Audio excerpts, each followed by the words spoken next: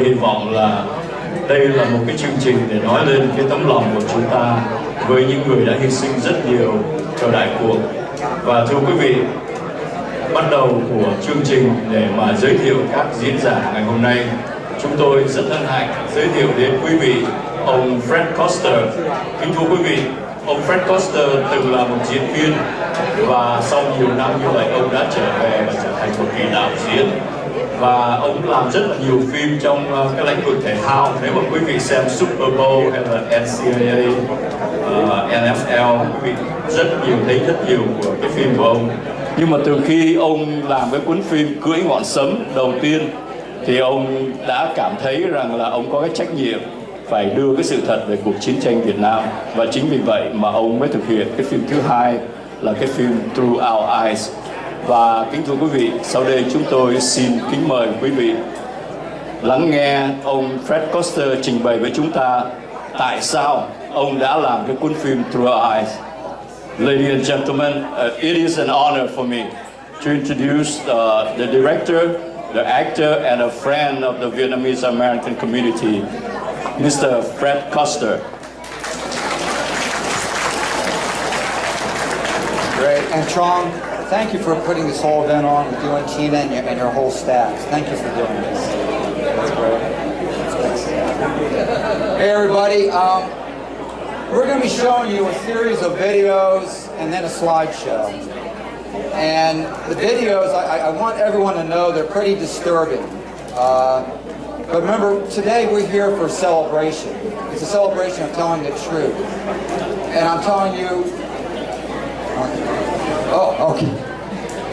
Someone told me I couldn't be here. Okay, thank you, Dan. Today we're here to tell... Today's a celebration of telling the truth of the Vietnam War and the Vietnamese people. We're going to be showing you a series of videos that are quite disturbing, and I'm sure many people will get upset when they see them. But it's important for you to see this so you know how important this film project is. Most of the people here, except of course the younger people, most of the people here today, you were in Vietnam during the Vietnam War. I was here. I was younger. I saw the propaganda that the American media was sending out, not only against the South Vietnamese people, but against our military, who fought very heroically on the battlefield. Thank you very much. So this is a series of videos, and I want everyone to know, remember, today's a celebration, but when you watch this, you will get upset. And I also want everyone to know that we are addressing all these issues in our film. So feel good. And I just want to mention one more thing is that, remember, we're making a difference. It's not just a film. We're going to make a difference how America looks at the Vietnamese people, the Vietnam War, and our veterans. So can you play that first video? Now I want to prep this first video. This is a video with a man in it called Neil Sheehan, which I think a lot of people know. Neil Sheehan's a famous journalist, but he was very anti-South Vietnamese. He was very anti-U.S. military. This first video is during the Vietnam War. Actually, I'm sorry, it's after the Vietnam War. But he's talking about how the South Vietnamese people are not capable of running their own government. They're not capable of their own freedom and destiny. So please watch it and watch it closely.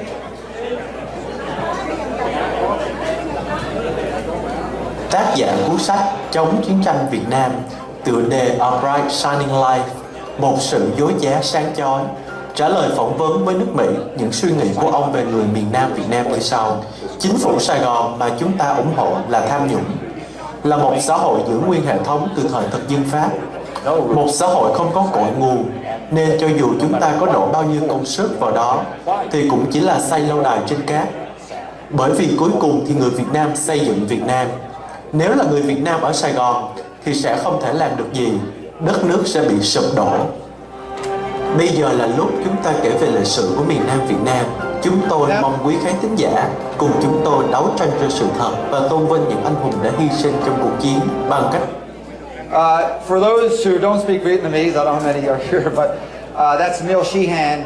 telling the American public that the South Vietnamese people cannot govern themselves. That's what he said up there. It's unbelievable.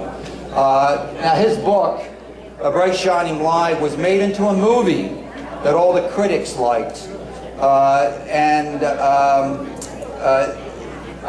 I think the next, boy, I apologize. The next video, which one is that? Okay, got it. Okay, yeah, this is, they made Neil Sheehan's book into a movie. And it was a Hollywood movie. It was a very expensive movie they put out, and the critics thought it was very good. I gotta tell you, please again, watch closely. The scenes in this are so disturbing, it's unbelievable. And again, remember in your head, we're gonna correct these. So please, thanks. Người Mỹ có cái nhìn phiến diện về miền Nam Việt Nam từ những cuốn sách sai sự thật mà họ đọc cho đến những cuốn phim họ xem. Một trong những cuốn sách đó là A Bright Shining Light của tác giả Neil Sheehan. Vị tướng Việt Nam phía Sài Gòn nghĩ là có thể làm cho dân chúng khiếp sợ du kích.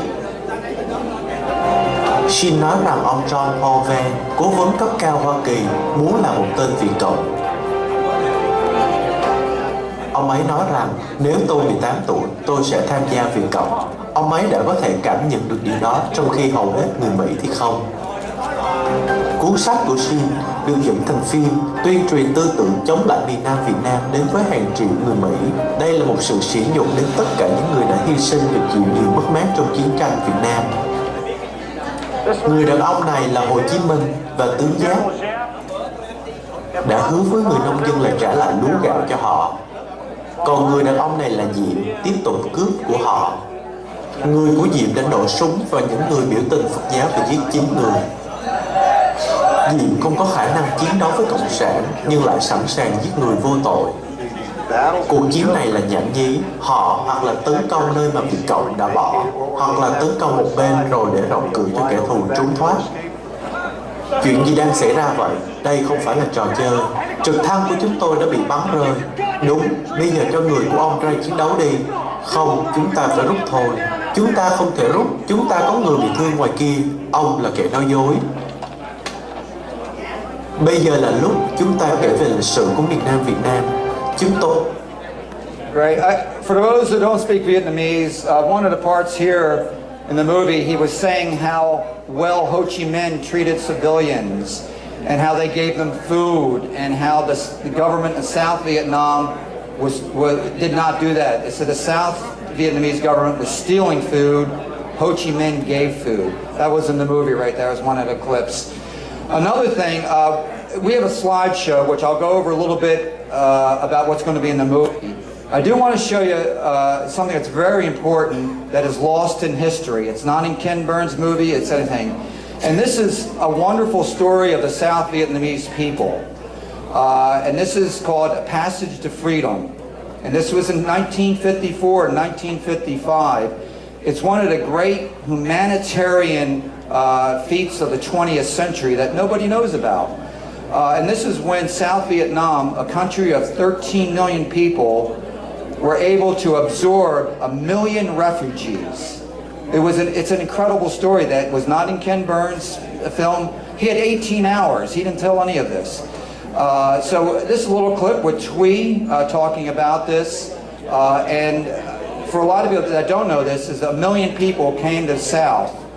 The South Vietnamese government gave them land to farm on. The fishermen, they gave them boats to fish. They resettled 1 million refugees. It's absolutely incredible stories, and this is one of them that will be in our movie.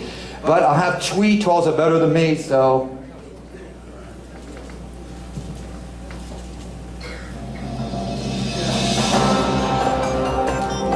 Một trong những biến cố của nhân loại thế kỷ 20 là cuộc di tản của 1 triệu người tránh cộng sản từ Bắc vào Nam. Những người tị nạn này được người miền Nam và chính phủ miền Nam chào đón nồng hậu. Họ được cho đất và phương tiện sinh sống. Còn nhiều người hơn nữa có thể thoát vào Nam tị nạn, nhưng Việt Cộng đã đóng cửa biên giới. Nước Mỹ không biết về biến cố này của người Việt Nam bởi vì nó không được đề cập trong sách lịch sử, tin tức hay phim Hollywood. Nữ ký giả chiến trường, người đã từng nhận được nhiều giải thưởng, Vũ Thanh Thủy nói về kinh nghiệm của bà như sau. I was born Tôi sinh năm 1950 tại Hà Nội, miền Bắc Việt Nam. Khi Việt Cộng chiếm miền Bắc Việt Nam năm 1954,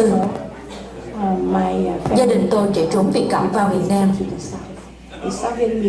Chính phủ miền Nam lúc đó rất tốt với người tị nạn, và người dân miền Nam cũng vậy. Họ đã dang rộng vòng tay chào đón cả 1 triệu người tị nạn chúng tôi. Họ làm tất cả những gì họ có thể để giúp đỡ.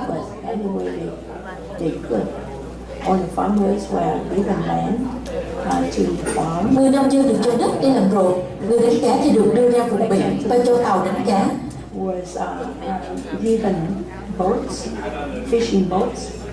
Những người làm nghề khác thì được cho những phương tiện khác nhau để sinh sống. Chúng tôi phải cảm ơn Tổng thống Diệm, nhờ ông mà cuộc di cư diễn ra thật suôn sẻ. Hãy tưởng tượng 1 triệu người bỏ lại tất cả để di cư vào miền Nam, làm lại từ đầu, điều đó thật không dễ dàng.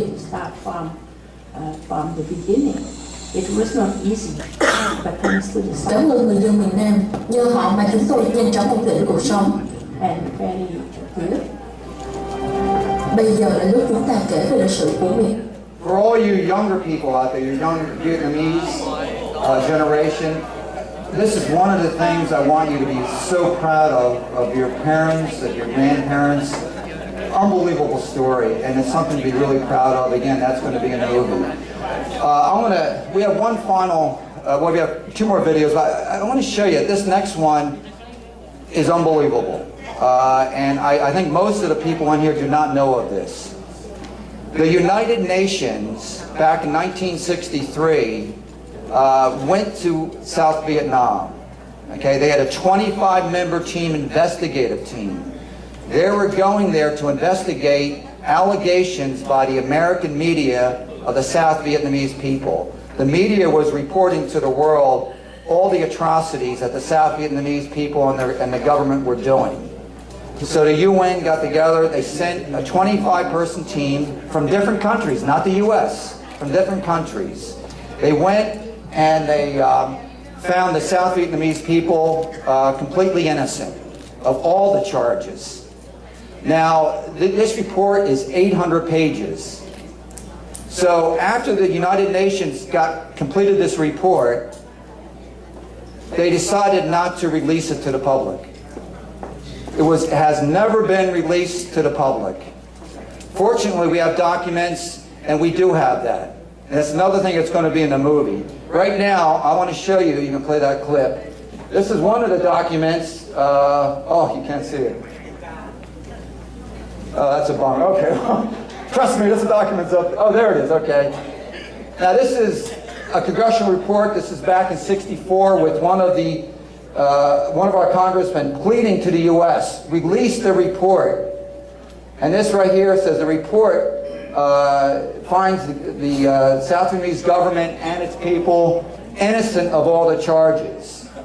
And what's shocking is this next line out of the report that should be coming up. Okay, if you read this states the United Nations decided not to release the report. My question is, why did they decide not to release the report? You know why? It made the Vietnamese people look good. It did not fit their agenda. So I want everyone to know this is just some of the few things that are going to be in the movie that are different and so on. I want to show you this last video. Okay.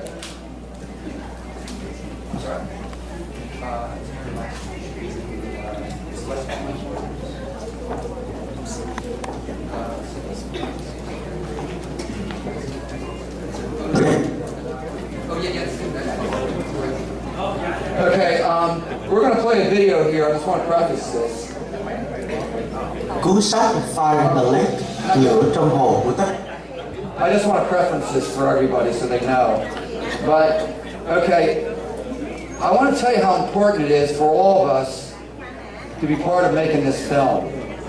And one of the things I'm showing to you, again, is shocking. Okay, this is the history of the South Vietnamese people that they're teaching in West Point Academy. That's our military academy, very prestigious. This is what they're teaching, and you'll watch it in a second. They're teaching Ho Chi Minh is a good man, he helped the people. The South Vietnamese people didn't know what they were doing. You'll see in the video, they say that the South Vietnamese people were already communist before we even came there. It's amazing. And then you'll see the propaganda. You will see an image up there that they use in class. That's very shocking. But it's all anti-South Vietnamese, anti-Vietnam veteran. And this is what they're teaching. And I promise you one thing. After we make this film, I'm going to West Point and say, hey, you need to change this class. Because this book that's being taught in the class is by a white woman who spent about 1.5 years in Vietnam. And they're teaching their students the history of the Vietnamese people based on that woman being in Vietnam for 1.5 years. My question is, why isn't there a Vietnamese person teaching that class? Why isn't it based on what they're saying, not somebody who visited your country? So this is what they're teaching at West Point and the other academies. And you got it. Iron the Lake, Lửa trong hồ của tác giả Francis Fitzgerald đã tuyên truyền chống miền Nam Việt Nam trên khắp nước Mỹ và hiện đang được giảng dạy tại trường bảo vệ West Point. Hồ Chí Minh chiến đấu cho cái gì? Ông ấy muốn làm gì? Ông ấy muốn làm gì với người Việt Nam? Thống nhất, ông ấy muốn thống nhất đất nước. Tại sao người miền Bắc và người Cộng sản hiểu được điều đó mà không phải Diệm, không phải Thiệu, không phải Kỳ? Cộng sản là nguồn gốc của người Việt Nam. Nó không phải là cái gì đó mới mẻ với họ. Nhìn vào chính sách của miền Nam Việt Nam, Fitzgerald nói,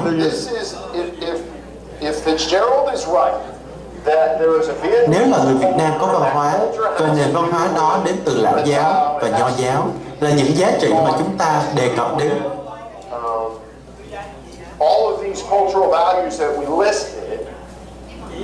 Tại sao chính phủ miền Nam không hiểu điều đó? Họ cũng là người Việt Nam. Bây giờ là lúc chúng ta kể về lịch sử của mình. And again, to do a real quick recap, that was the communists knew what the people wanted and they tried to help them. They understood the people. The South Vietnamese government did not understand the people. They did not represent the people. That's what they're teaching right there. And they also taught, and I'm not sure if anyone missed that, but they're teaching in West Point, you are already communist. That's what they're teaching. And we will change that, I do promise you. We're going to do a quick, first of all, thank you for everyone's your attention and your time. Let's do the slideshow. It's right there. Tron, can I do the slideshow? Yeah, go ahead. Okay, great. Okay, I'll be real brief. I don't want to be too long. Now, we're going to do a quick slideshow here, a little bit about what's in the movie. The big thing I want to impress everybody here, now is the time to tell us what you want in the movie. Don't wait until we're in the theaters and come up to me and say, Fred, you should have put this in. Don't wait. Do it now. You can go to our website, which is usavn.org, usavn.org. Our contact information, send us an email. I promise Nam and I will read every email. They also have this information at the desk over there if you need the email or so on. But now is the time for your input. Everybody, I want your questions, your comments, whatever, because now's the time to tell us what needs to be in the movie, because this is your story. We're going to be leading off the movie with a high-profile celebrity with the movie, telling about the Vietnam War and then introducing a little bit about America.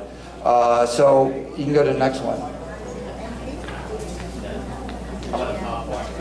I'm sorry, what's that? Oh my God. Okay. For America to understand what the South Vietnamese people went through and who they were fighting, we have to tell them who they were fighting, who the enemy was. This was not done by Ken Burns. This was not done in the Hollywood movies. America must understand the atrocities that were committed by the communists to the South Vietnamese people. And we will go through the history of communism, how they were spreading throughout the world, and they entered South Vietnam. I have one personal opinion. I just want to impress somebody. This is my belief that communism is nothing more than a different phase of Western colonialism. That's all it is. They go to the countries, they suck everything out, and send it back to the mother country, which is Russia. So to me, it's just another form of Western domination of other countries. That's all. To me, that's what communism is about. But we're going to explain about the history of it, and go ahead.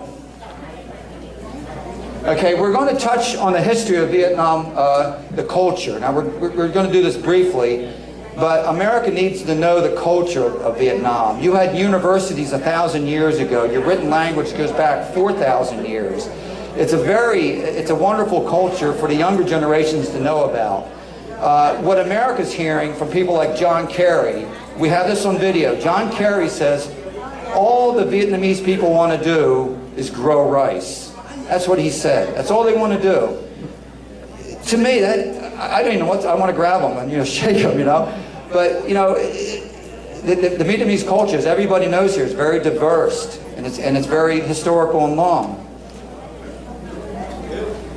Now, in 1954, when they partitioned South Vietnam from North Vietnam, the film's going to cover the contrasting level. You had South Vietnam, which was a young, growing country, and there were growing pains.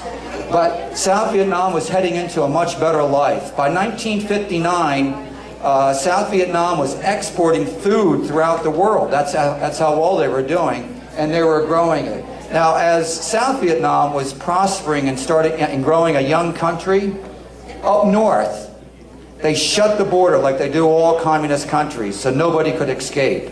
You had 1 million people escaped. Much more would have escaped, but they closed the border. And then, as communists always do, they do purges. And they killed anywhere from, the different estimates are from 100 to 400,000 people that they killed. They purged, they just killed them. And again, I'm telling, a lot of people know this, and I apologize for repeating it. America doesn't know it. So it's going to be the contrast of what was happening in the North compared to the South. And again, I'm just touching on subjects, but we're certainly good. Okay, now we talk about the entry of the U.S. ground troops into one of the sad things of the history, and it really changed history, was the assassination of President Diem, which unfortunately the American government was complicit in, and it changed the growth of South Vietnam. Then the American troops came in, and we cover about the American troops, how they fought heroically, and of course back at home you guys were not given the praise that you should have. So we go into that, and then one thing with a lot of younger people don't know, that during the war, and it wasn't until late 1968, that the ARVN, you can look around, they're here, the U.S. did not supply them with new weapons. The ARVN was supplied with old weapons from World War II. It wasn't until late 1968 until they started giving them M16s and modern warfare. Now, remember, ARVN was fighting the communists, the VC. They had their AK-47s, which is modern weaponry.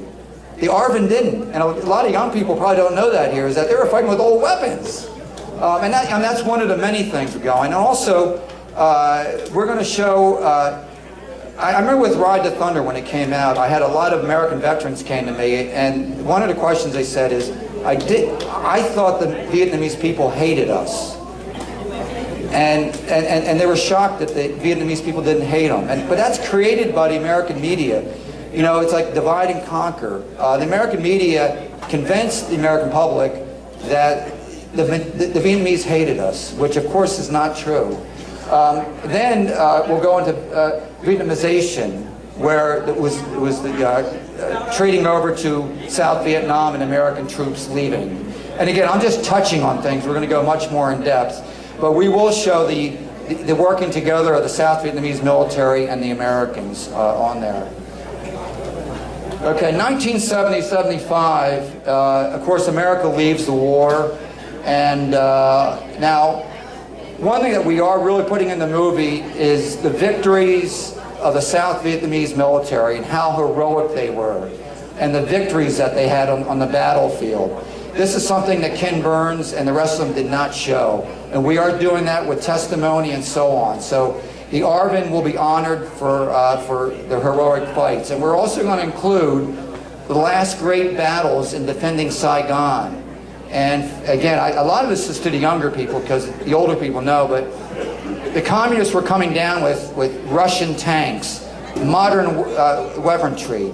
Unfortunately, the 1970 treaty, the Paris Treaty, America promised the South Vietnamese government that they would resupply them with arms and ammunition. Unfortunately, Congress decided that they didn't want to do that anymore. They broke their promise. The 1973 treaty, it was a sad time for South Vietnam. I want you to know that the South Vietnamese government had no choice but to accept it. They had no choice. One of the things I want everyone to know that we're bringing out in the movie is that when the U.S. was negotiating the treaty with the communists, they negotiated the American POWs to be freed. That was very important to that. But guess what? They did not include negotiating to free the South Vietnamese POWs. And that's shocking, that's sad, and I apologize about that. You know, it all goes down, they didn't care. Very easy, they could include the South Vietnamese POW, very easily, and they didn't do that.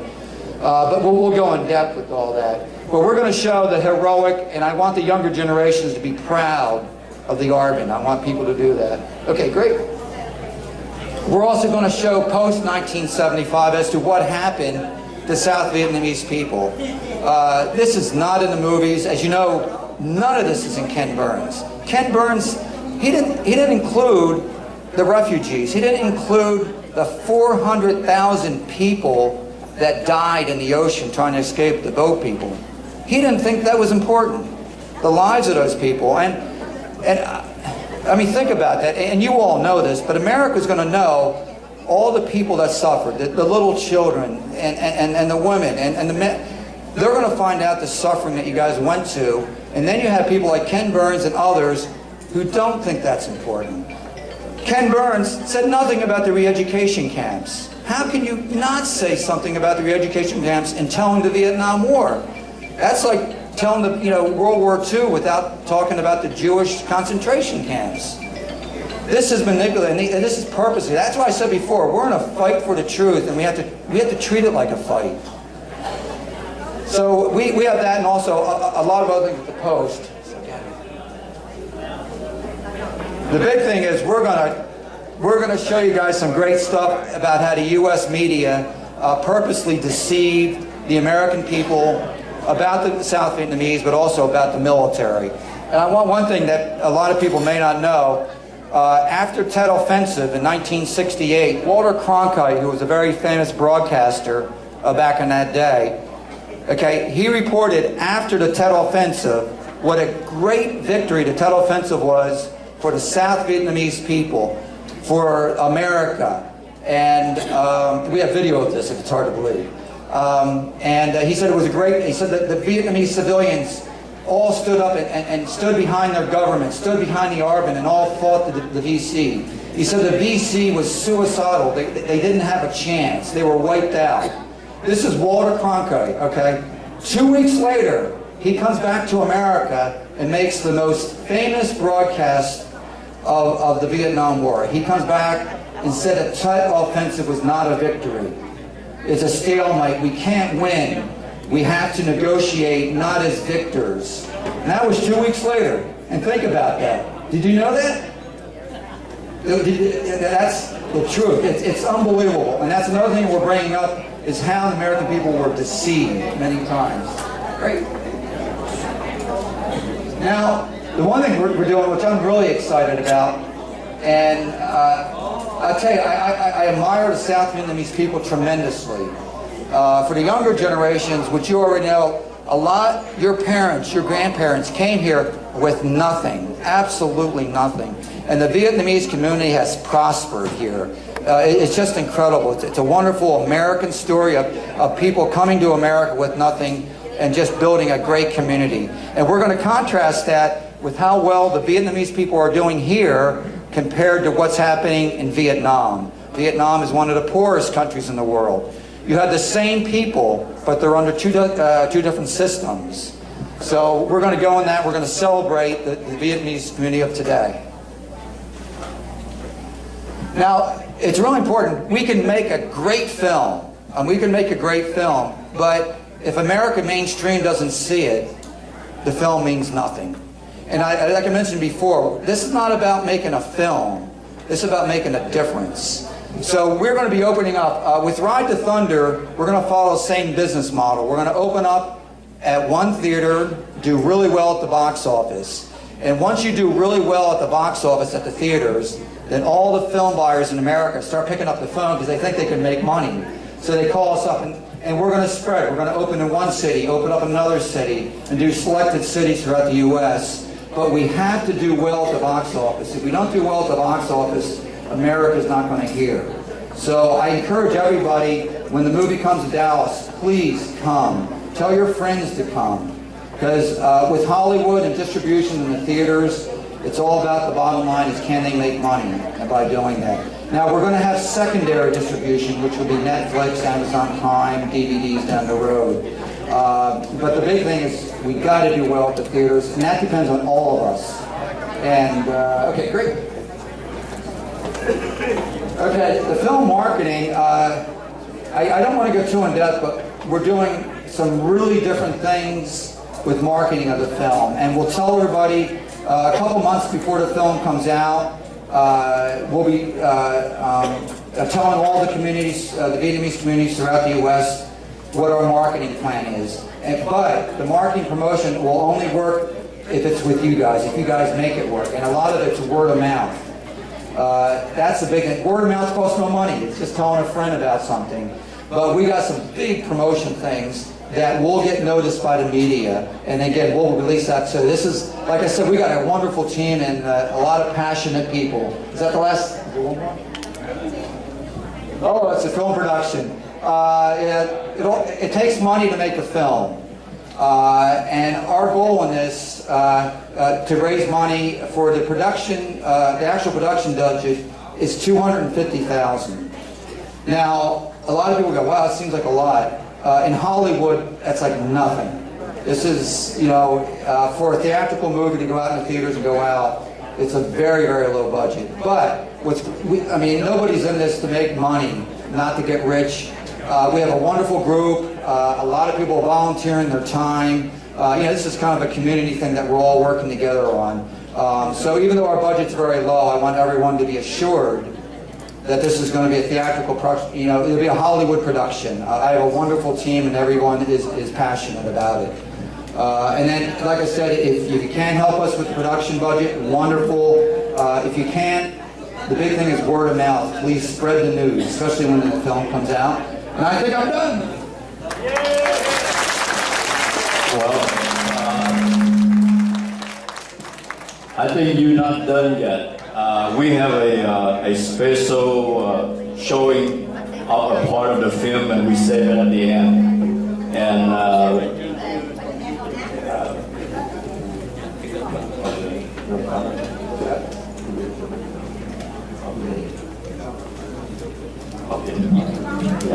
all right. So would you like to open the floor if somebody have questions or?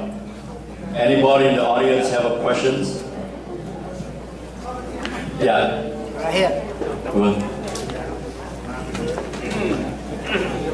He's one of the well-known journalists, so you better watch out. Kính thưa quý vị, trước tiên là tôi nói tiếng Việt, rồi sau đó tôi sẽ nói tiếng Anh với này. Xin cảm ơn quý vị, chỉ khó nghe, hơi khó nghe nhưng mà cũng được ra. On behalf of the Vietnamese in the audience, highly appreciate what you did for us. Because unfortunately, you were born too late. I wish you were born a little older than me, or as such that the people here, so you can contribute a lot. For those fake news and all kind of twisting news in the wartime of the Vietnamese battlefield. That is, unfortunately, like John Kerry, he is a Navy officer, lieutenant, and came back and become the senator. And he twist around, turn around, and go to the far left side. And he's Secretary of State. He's almost President of the United States. Remember? Oh, yeah. We live in shock for so many years, many years, at least 44 years after the fall of Saigon. Now, we would have like 100 people like you, so we don't have to speak today, everything, look at the turnaround. I involved with the American press in 1969, and I know a lot of journalists from all over the world came to Vietnam. And most of them are far left. Like today, they always far left and they try to twist around. My question is, why United States government do that, but they don't have any, I'm not talking about disciplinary action because this is the freedom of speech, but too much. So far and of today, and too much, that kind of twist the news and send a fake news that President Trump repeat over and over all the time, but the people don't listen to him. Why? Answer the question. Cảm ơn nhà báo Trương Sĩ Lương. This is a tough question because Fred doesn't have the answer. I'm just kidding. You know, this is a free country. Everybody have the right to express themselves. And that's why we're here, right? Thank you. You have an answer for that? Oh, yeah, I think the question is, why is the truth of the Vietnamese people in the war distorted? Yeah. And I think there's a lot of personal reasons. If you look at someone like John Kerry, he was building his political career. He didn't care about whether he was telling the truth. He didn't care if his actions resulted in many deaths. He just didn't care. So I think there are people that are opportunists. There's many media reporters. We actually interviewed a German reporter named Uwe. He lived in Vietnam for many years, and he's like kind of a third party. He represented one of the largest publications in Germany, which at that time was also one of the largest in the world. And to show you a little bit, he was at the massacre of Hue right afterwards. And it was him and Hallerstadt, I believe his name was, another very famous reporter. They saw an American television crew walking around the gravesite, the mass, and I'm sorry to be graphic, but he told me there were hands who were buried alive and they're trying to dig out. And he said he never forgot those images of the hands reaching out. It was such a terrible thing. They went to the American camera crew and said, "Are you going to film this so America knows?" The U.S. camera crew said, "No, we don't do anything that's against the communists. We won't do any anti-communist propaganda." So that shows you right there, they saw the truth, but they will not report it. John Kerry, again, I tell you over this, we have videotape of this. John Kerry questions whether the Hue massacre ever happened. Yeah, and we have that on tape in an interview. It's hard to believe. But I think there's a lot of personal reasons. It's certainly political. When the administrations, were looking at the Vietnam people, a lot of decisions they made were they going to get reelected. So they had to be careful because they put themselves being reelected before the truth of the war. But I do want to tell you that there are a lot of heroes out there, but they weren't heard. But I do think, and again, I'm not a guy that's into conspiracies at all, but I think when you look at the facts, the deeper I get into it, there's a conspiracy to make the South Vietnamese people look bad, not tell their story. Like the one thing with Walter Cronkite doing a report on how great the South Vietnamese people are, and then he comes home and says the opposite. So I think there was a conspiracy, but a lot of it was self-serving with the reporters. So I would say there's a lot of reasons, not just one. Yeah, thank you, Fred. Kính thưa quý vị, ông Fred, ông vừa trình bày là ông lấy cái thí dụ là Tết Mậu Thân. Kính thưa quý vị, Tết Mậu Thân người Cộng sản thất bại gọi như là phá vỡ hoàn toàn cái hệ thống của họ ở miền Nam. Và họ đã kêu gọi người miền Nam nổi dậy và không có một thành phố nào nổi dậy theo họ. Là một sự thất bại trên chiến trường.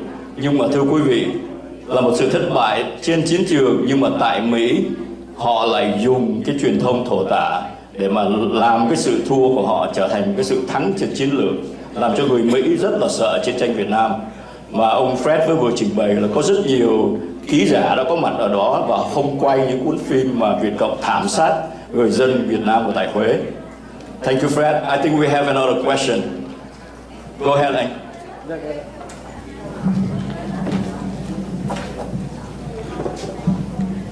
Hi everybody.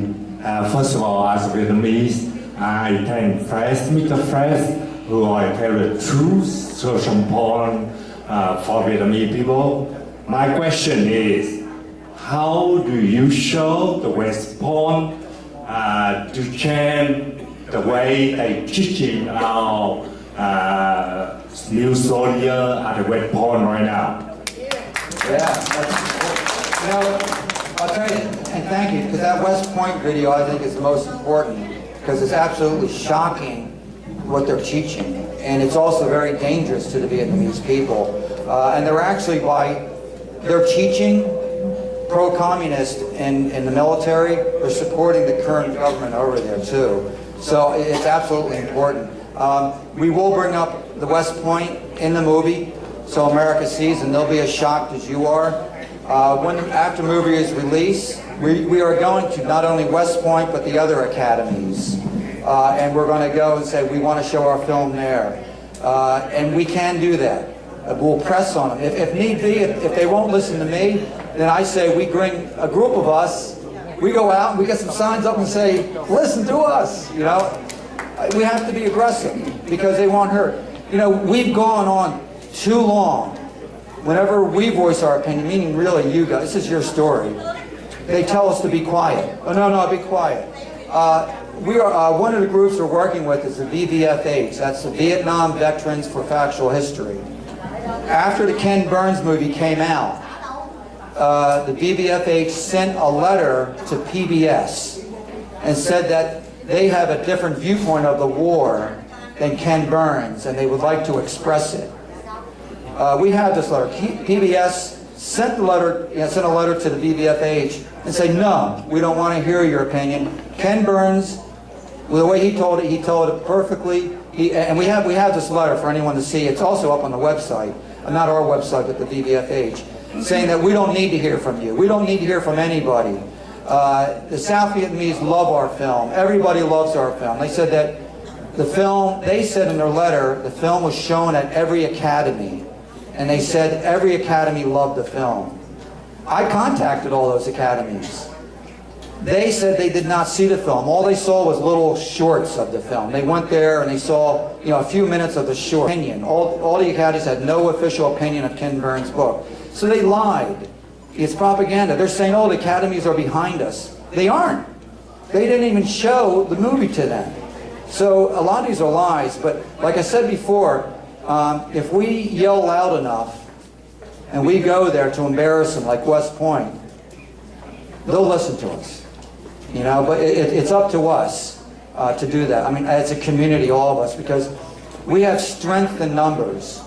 Individually, we're not as strong, but I'm looking here, this is a lot of strength here. So if we all work together, and also with the questions, please, I want to hear from everybody. Go to our website, usavn.org. Please send us an email if you have any questions or anything that you think should be in the movie. I can't promise you it will be, but we have a team of people. And also, one thing, I'm not the only guy making movies. I just want to make sure we have a wonderful team of Vietnamese people, of American veterans that are involved in this group. So we have a whole group that makes a group decision on the film, and everyone's working. We have a lot of wonderful people. So please send us your questions or anything. And it sounds great. I don't mean to go on, but kính thưa quý vị, cảm ơn cái câu hỏi của anh. Thưa quý vị, cái câu hỏi đó chúng tôi xin, có lẽ là chúng ta nên hỏi chính chúng ta. Nếu mà chúng ta cùng ủng hộ những người yêu Fred làm cái phim này, thì làm sao cái câu chuyện của chúng ta được chiếu ở West Point? Mình có thể mình làm một cái video, một cái gì đó nó không có cái đủ cái quality để mà người Mỹ họ coi trọng cái cuốn phim đó. Chính vì vậy tôi xin đặt lại cái câu hỏi cho chính mỗi người chúng ta ngày hôm nay là đó là trách nhiệm của chúng ta. Và trách nhiệm của chúng ta là phải làm thế nào để đóng góp cho những người có cái lòng thế này để làm cuốn phim đó về câu chuyện của chúng ta, về cái câu chuyện của như bác Vinh. Cảm ơn quý vị. Và thưa quý vị, chúng tôi cũng được biết là hôm nay chúng tôi làm được gần 30.000, nhưng mà chúng tôi hy vọng là chúng tôi sẽ kiếm được 50.000, 60.000. Tại vì quý vị biết là cái cuốn phim rất là tốn phí, 30.000 không là cái nghĩa lý gì cả. Thành ra chúng tôi một lần nữa kêu gọi quý vị hãy đóng góp cho chúng tôi để chúng ta giúp cho ông Fred thực hiện cái bộ phim này.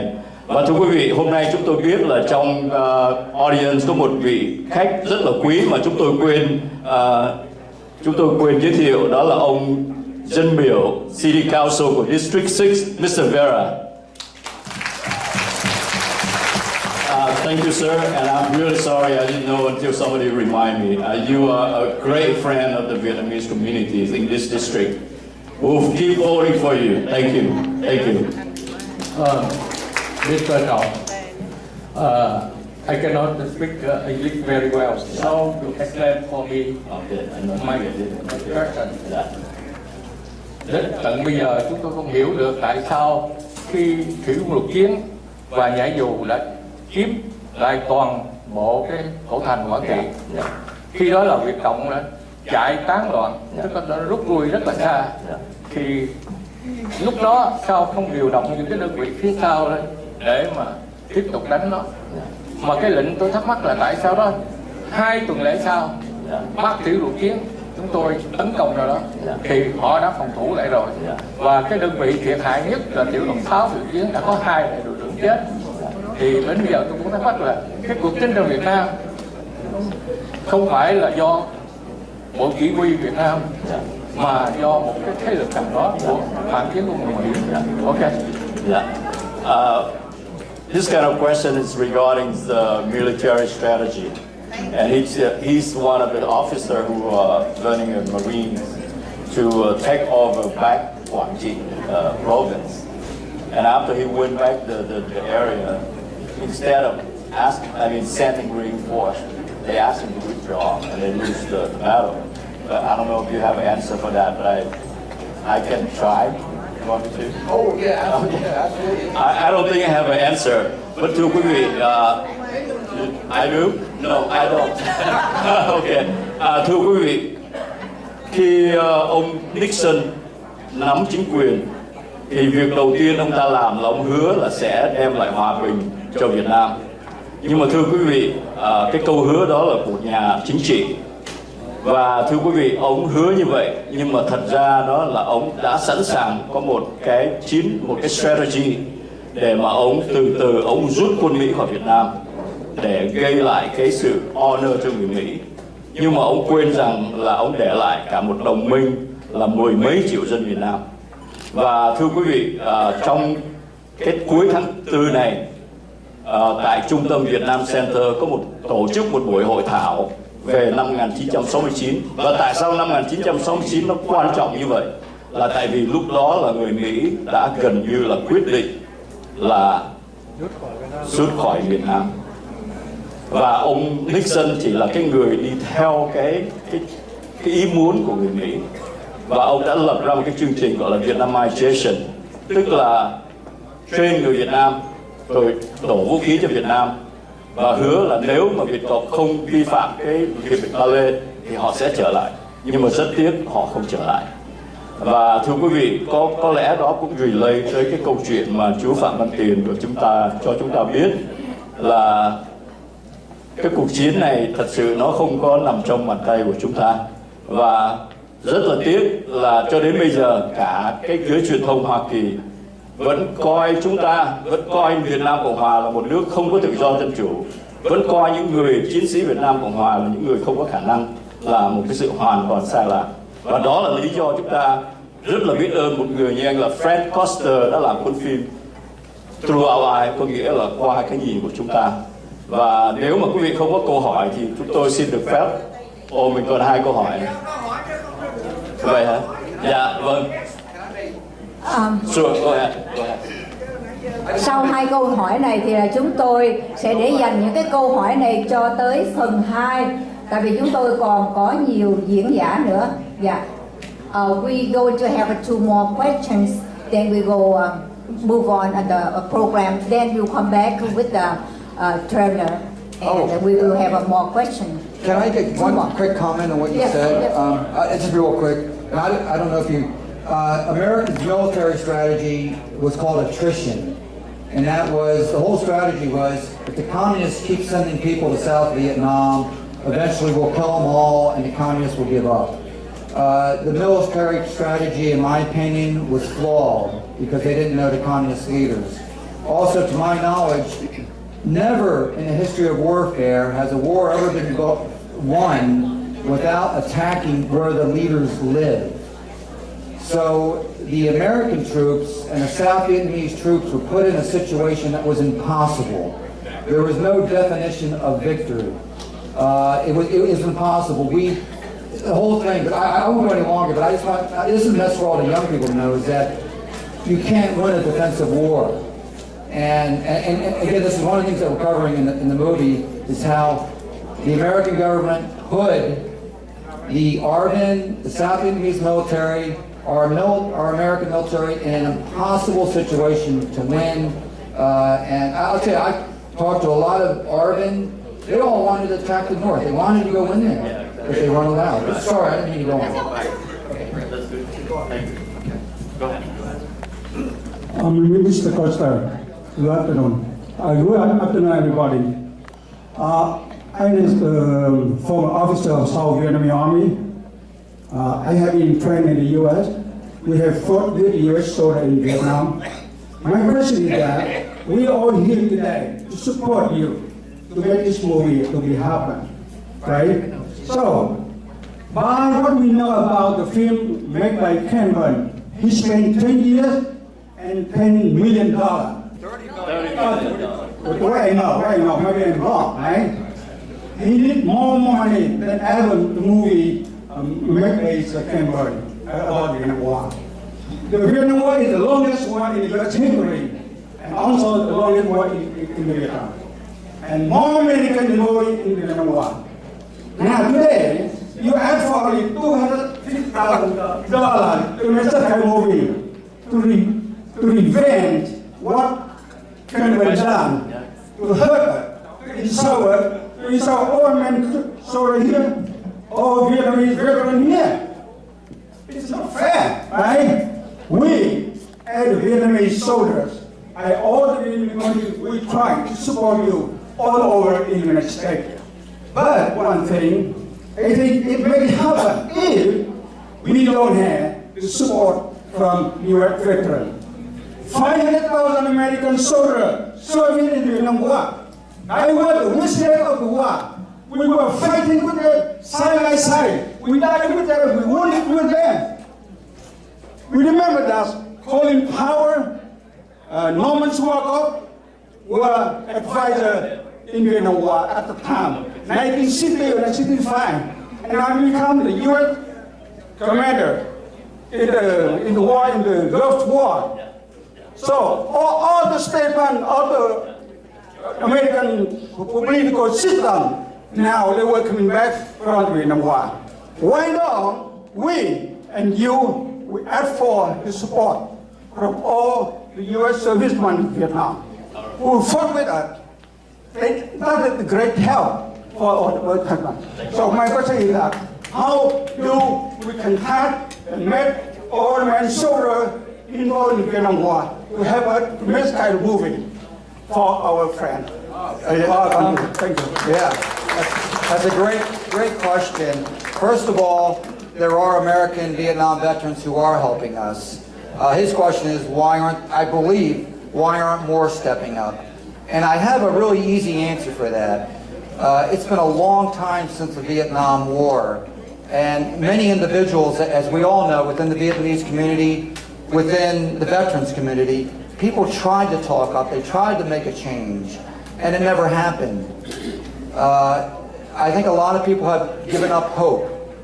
They've given up hope that the truth will ever be told. And I think that's part of the problem, because they go, you know, they're going to try and do it again, but, you know, we were not successful in the past, so I don't, you know, I don't really care. We have to instill this to it. And it starts with the Vietnamese community, because the war, it was important to the American veterans, but remember, they only served a short time over there. But I believe with the support of the Vietnamese community, the American veterans will rally around you. Once they see you guys say, yes, that we are going to make a difference, they will come, I promise. I've talked to many American veterans, and a lot of them are with us. Or they're with us on a financial and, unfortunately, very minor. But I do believe once we get the ball rolling, it's like anything else in life. Once we get it going, it gets bigger and bigger. That's when people start hopping on the wagon to come with us. But we will get that support from them, I promise you. But they do, every military advisor, U.S. military advisor from 1972 that I talked with expressed the wonderful Arvin and how the South Vietnamese military, the Marines, all of them, how they fought so heroically and so great. It's overwhelming, and the friendships and the relations, like you talked how they fought side by side, it's still there. Give them some time, they'll come around. And also you mentioned about Ken Burns having his film either cost 30 to 40 million to make. I don't know where the money went. It's a lot of money. It took him 10 years to make. But I want everyone to know here, our budget at $250,000 is the minimum. That's the minimum we can make a theatrical movie for. If we have more money, we can make a better movie, better music, better all-around things. We did not want to set our goals too high, because if we would have set our goals too high, the movie would never be made.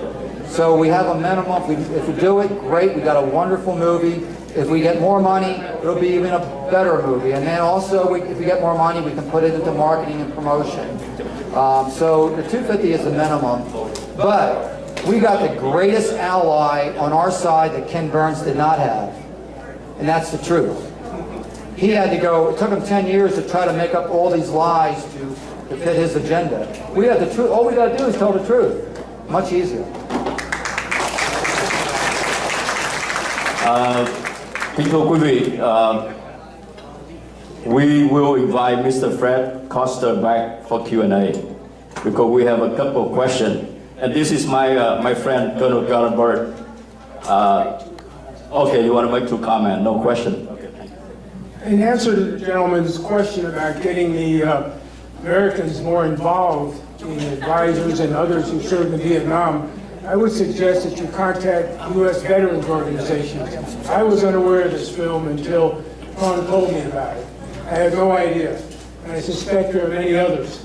The second thing is the teaching what West Point is teaching, which is where I graduated from in 1966, long before the current curriculum. That concerns me a lot, and I want to find out more information. I want to get my classmates involved because some of them are very active and have influence. Because that concerns me a lot. There have been many changes at West Point since 1966.